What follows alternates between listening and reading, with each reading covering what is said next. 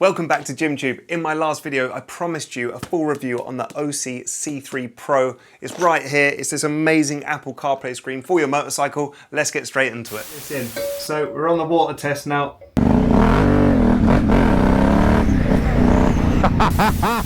And the reason why this is so amazing is because of the price and the quality of the unit. With my discount code found in the description below, you can get 28% off, and it works out, including shipping, to be about £73, which is an absolute bargain. Now you can mount this little beast up here on the screen, just on top of you. I'll show you how I've done that on the Africa Twin in a minute. Or you can use the handlebar mount, which is included with these tamper-proof screws, which will go on your bar. So you could have it in the center there, or you could have it over here. The options are sort of endless, and it's got this ball joint here which moves around so you can adjust it, then tighten it up, and it will stay fixed. So mounting is easy as that. Now stick with me because we don't do fake reviews. I'm going to test this thing properly. Aoocci claim that this is IP67 rated, which means it could be submerged in up to a meter's water for 30 minutes. So now before I submerge it in water and potentially break it, let's just show you guys and girls how it opens up. So we've got a nice sleeve there, really good packaging. The box is lovely. It really is. This is a great product. Obviously I've opened up the box already and I've been in here, so all the things are sort of jingling about a little bit. But it comes all well packaged up. But I had to get it on the bike to test it all to show you lot. But that's it. So it comes in a nice tray here. Really nice neat tray. And you've got your bits inside. As I showed you earlier, you've got your handlebar mount there. And you've got your little tamper-proof Torx key, sorry. Little tamper-proof one there. It's got a little hole in it. You can buy these, but you know, it's unlikely someone's going to have one of them on it. And it has all the cabling to fit it to the bike properly. So you can either plug it in via USB into a USB port on your bike, or you can hardwire it. So it comes with a hardwired cable with an ACC, auxiliary basically cable. So when you turn your ignition on, it will fire this up, which is the way I've done it. I don't have this cable here because it's on the Africa Twin behind us, but that's just so I could show you guys. But you get two options to wire it up. So loads of kit in the box, spaces for your handlebars, just in case this mount doesn't quite fit. So you've got all bits and bobs like that, and tire pressure monitors. Now we're going to test these in a minute when we go and do a road test, but they're pretty good and they kind of work, so pretty straightforward.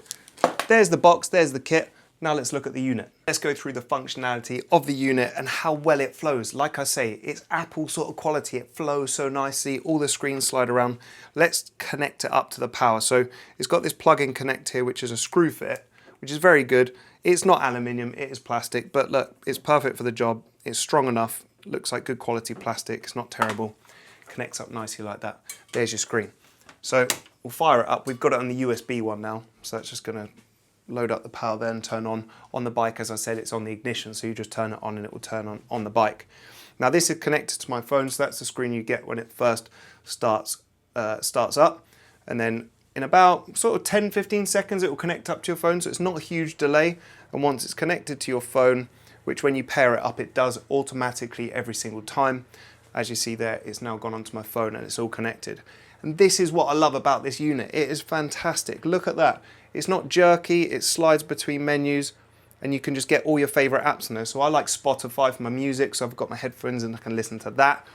And then you've got Waze, which is my favorite navigation system because it gives you all the police alerts, it gives you pothole alerts, it gives you any traffic. It's actually the most fantastic app ever. And you can just click that. So it brings up Waze and it shows you where you are there. And you can swipe around the map, you know, and see where you are. And just use it as you would any CarPlay system. It's absolutely awesome. So driving home, go now, you can press that and it'll just load up. Look how quick that goes. Straight away, instant. It's fantastic. Now you've got this little icon here, which is your home button. So it'll take you back to this. So you can go into your settings and bits and bob and change stuff.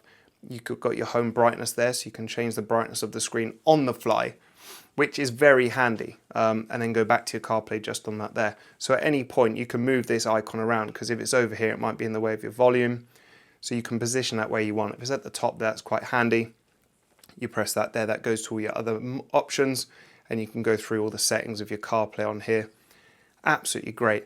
When you're on there, on the fly, you can change all your settings, so your alerts, you can have sound on or alerts only with Waze and stuff like that. The system is absolutely fantastic. I love it. Go back to the home there nice and easy, and you've got your tire pressure monitors which show there. Not sure where you can see that, but that's how it all works. Really straightforward. There's loads of other options you can do, but I'm just going to give the basics in this. And that's it. So Fantastic bit of kit there, not jerky, the system works well. The most important thing here is just to test if it's going to be waterproof. I can't give you an honest review if it's going to last you 10 years or not because I haven't had it that long. I've only had it a few months, but it's been working really well, so I'm happy with it. Let's go into the fitting on the bike, which I did on the Africa Twin. Now, Aoocci offer a year's manufacturer's warranty on the unit, so if anything goes wrong within a year, you can send it back to them and they'll send you a new one. So that's quite good. Here's how I mounted this on the Africa Twin. I've sort of gone through the top of the clock bracket, I guess you call it. This is the mount here, the bracket, and it's all sort of steel. So it was a good mounting point. I don't mind them being on the handlebar, but I thought it'd be quite cool to be up here. So I've taken the screen off and I've actually just drilled a hole through here. And then I've just fixed the nut and bolt there.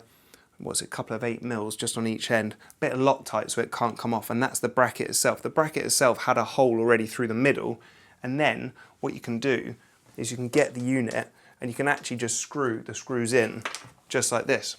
So because the mounting bracket's there, you've got 3 screws on here, look, see those?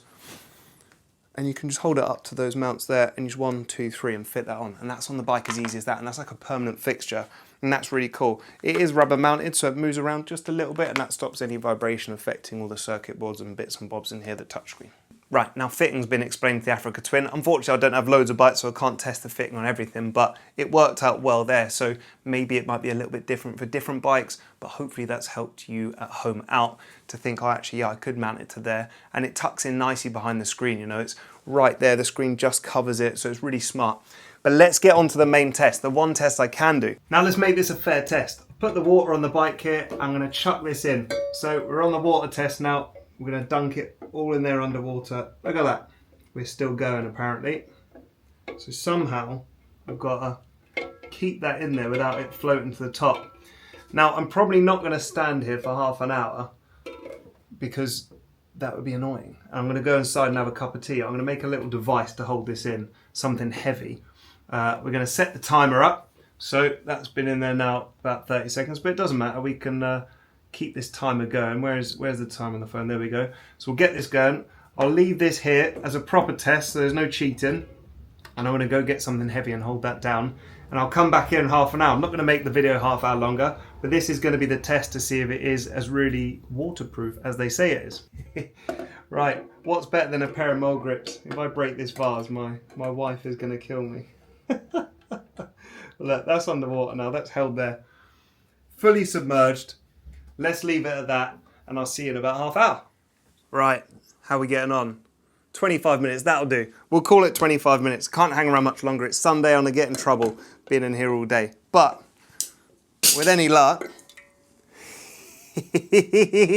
we're still live, look at that. That is unbelievable. Look, I'm not gonna touch anything. I'll keep the camera around here. But look at that. We're still alive, still working. That's 25 minutes submerged in water and everything. Well, let's check it out because I don't actually know if everything works, but into Waze, Spotify's loading. Like, everything's so quick on it. It works so well. Go into your recents, look at that bit of Frank Sinatra for the old Christmas playlist. Awesome. Absolutely love that. That is just great. So I'm pretty sure that works. Let's get out on the bike now, test, make sure it all still works after its water abuse. But look, you're not going to get much better than that. That is submerged in water. It's never going to get that wet when you're riding. So it's a pretty good test. So far, things are looking good.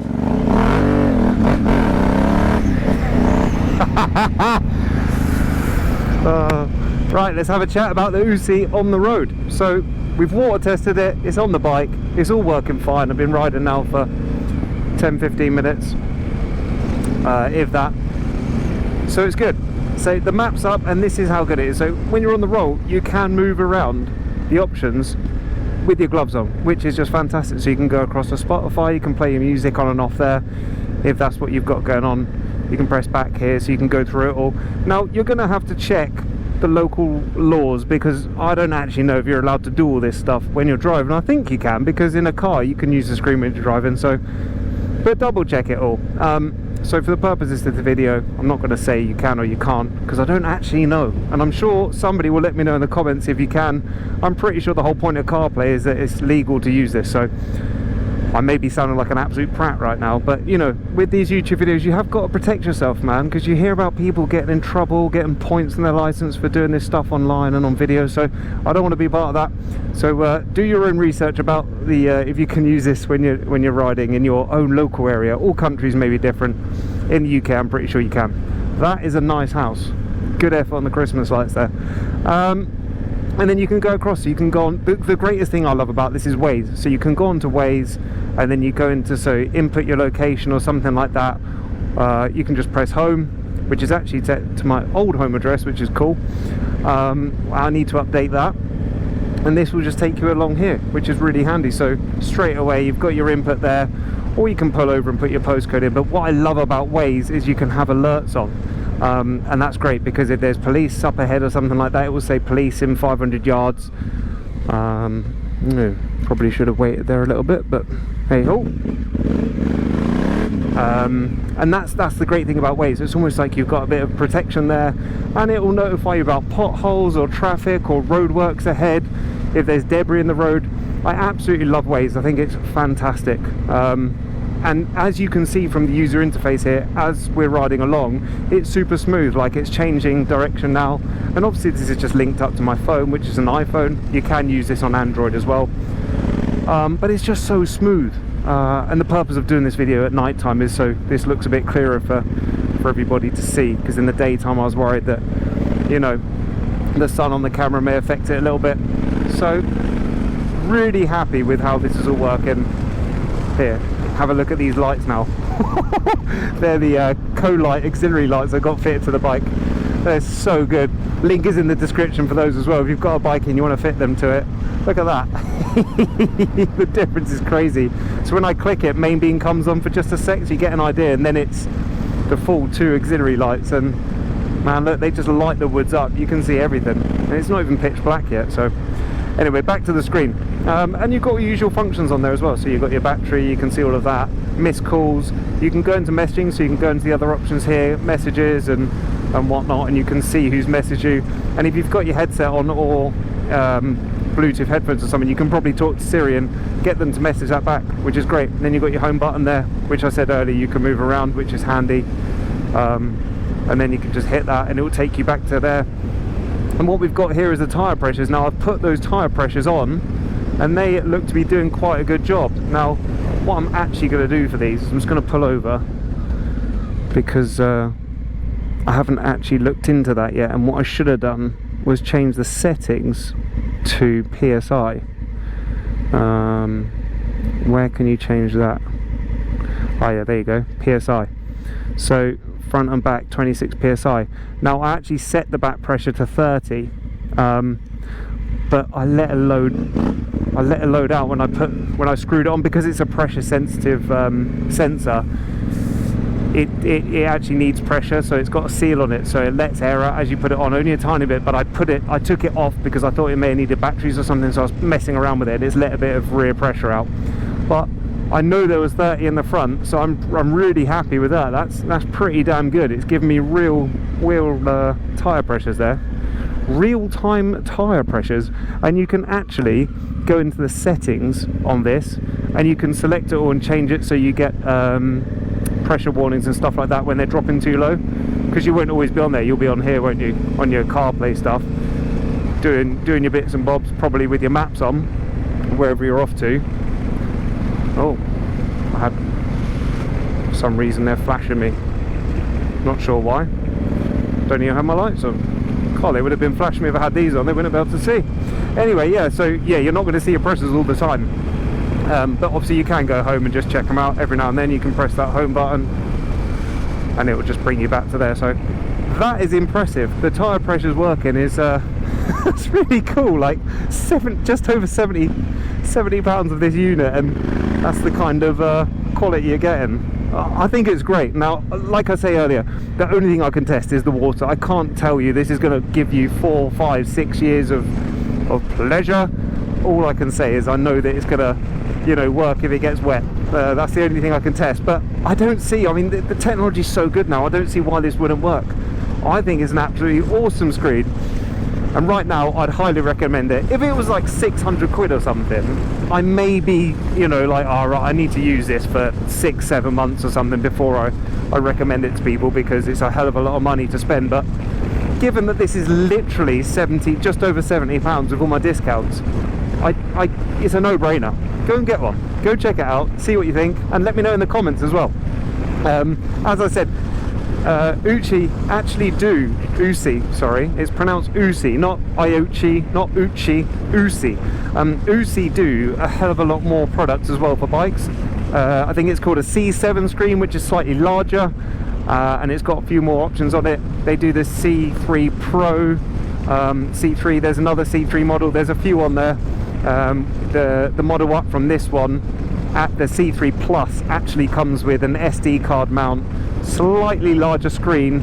It's got 4 mounting points. It's a slightly different unit, but they've got a few on there. So go on the website, check it all out, do your research into what spec the different models come with, and yeah, happy days. I don't think you can go wrong. They're all going to be the same. They're all IP67 rated. I think it's a fantastic device, and I'm actually really excited to do my first road trip on this bike with this unit.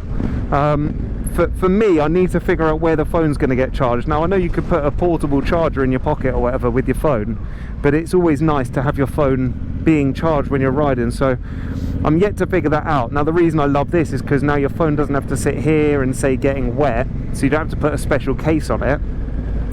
It can be in your pocket, but now you've got the charging issue of the phone, so I'm going to work that out, and maybe in future videos I'll show you guys what I've ended up doing. But for now, it's going to have to be just a pocket mounted phone charger or something like that, or in my bag, you know, phone in the bag, stick it on a charger. It doesn't take long to charge anyway, does it? So really good. I'm excited. So yes, thanks very much for watching. Any questions, as always, chuck them in the comments box below, and we can have a chat. And to all the new subscribers to the channel lately, there's been a fair few. Thank you so much for subscribing to the channel and writing all the lovely comments and kind words about some of the videos I've done in the previous couple of months. I appreciate it. It means a hell of a lot to me.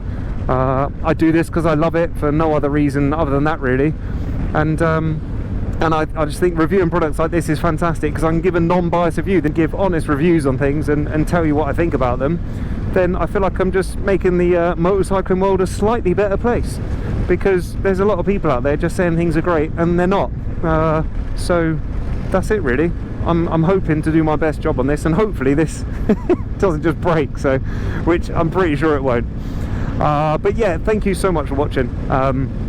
Hit that subscribe button if you haven't already, and we will catch you on the next one. Thank you for watching. Bye bye.